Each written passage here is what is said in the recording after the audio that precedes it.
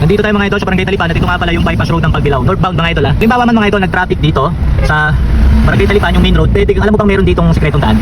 Tara, puntahan natin. Kung sakali lang naman mag-traffic mga idol yung main road, pwede natin daanan to kung meron tayong iniiwasan.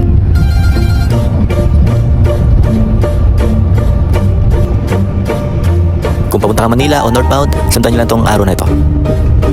Medyo makipot lamang ang mga daan dito mga idol kasi hindi naman ito main road, access road lang ito. Pasok naman dito yung 4 wheels at yung mga motor.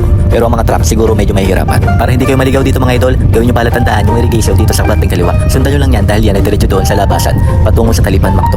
Ito mapapansin nyo, meron ditong parang intersection pero gawin nyo palatandaan is puro kaliwa mga idol. Huwag na wag kayong kakanan. Kaliwa kayo tapos diretso lang ulit. Matandaan nangyari pala natin dito yung sa access road, yung galing doon sa Talipan National High School. Ito nga pala yung mga idol. Huwag kayong kakaliwa dyan, diretso pa rin kayo.